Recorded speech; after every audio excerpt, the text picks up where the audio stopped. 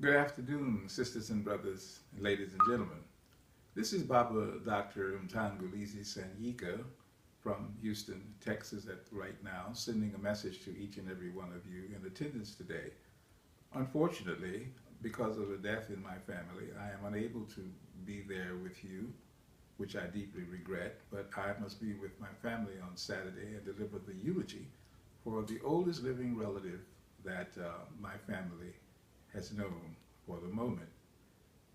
And as we send her home, my soul and my heart will also be with you as you celebrate the Morris F.X. Jeff Jr. Community Services Award. This is a way that we in the African American Leadership Project, the AALP, have attempted to say thank you to persons who have gone far beyond the call of duty in their service to community, their service to their people, their service to our city, and all of us have benefited from their contributions. And it is this effort of recognizing the sheroes and the heroes that we think is very critical, because so often justice workers and those who speak truth to power go unrecognized for the long, hard days and nights and the sacrifices they make. So this is one way that we have decided to keep the memory of Morris Jeff alive and to say thank you to our community.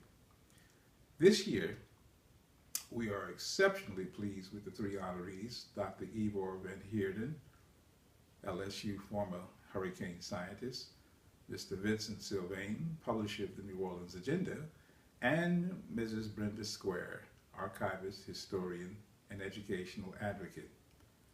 Dr. Van Heerden, who used to work for LSU, wrote a book called The Storm that detailed the mismanagement and incompetence of the Army Corps of Engineers as the explanation for why those levees broke. They didn't have to break, he pointed out.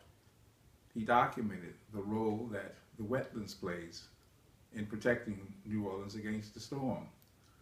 His modeling techniques showed what would happen, indeed, in a high-level Category 5 storm. It was his data that rocked the city, rocked the state, and disturbed the country. His data was subsequently verified, and indeed, the levees were improved only to Category 3, which is far better than we had before. But his truth speaking to power so disturbed LSU that they terminated his contract. He subsequently sued them, and a settlement has been reached. We regret that our state was unable to accept the truth that he was speaking to them. But we congratulate him for his courage and his sacrifice. And we know that there's so much more that he will do. And we thank him for putting the issue of restoration of the wetlands back on the agenda and showing how flood protection of this city is possible if we human beings decide that it is necessary. Mr. Vincent, Sylvain, colleague and friend, it was the New Orleans Agenda that kept us together in the early days, especially of the storm, when we had few ways to communicate effectively with each other. We were dispersed. Phone cells were working sometimes, but not all the time. And we didn't know where each other were. But the New Orleans Agenda kept us informed. It was the place that we could find out where each other were. It was the place that kept us informed about the comings and goings in New Orleans. It was the place that we learned of who had become an ancestor, and they were always remembered in the New Orleans Agenda. We could count on that agenda to advocate for the rights of the citizens to return home, as well as for the Citizens' Bill of Rights and for the rebuilding of all the neighborhoods in an equitable manner. And Vincent was consistent in wanting New Orleans to come back and wanting African Americans and lower income people to be a part of the rebuilding of the city. And he carried that message valiantly as a champion. For that, we thank him.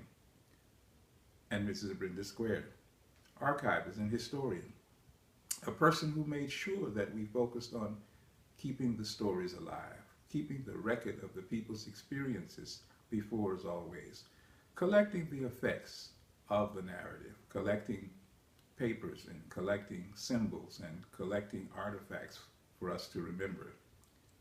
She subsequently went on to become an advocate for educational rights of all of our students, for justice in education, for community governance in education, for quality education for all of our children, for which she still practices.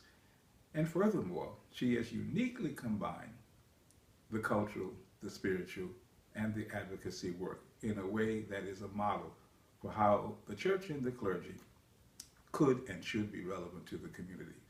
To each and every one of you, we say, congratulations. We appreciate what you have done. You have inspired us. You have informed us. You have moved us to a higher level as we continue in the battle for justice. Congratulations again, and enjoy the Jeff luncheon for me as well as for you. And I will see all of you later in the week at the dialogue and the hands around the dome. Have a good day.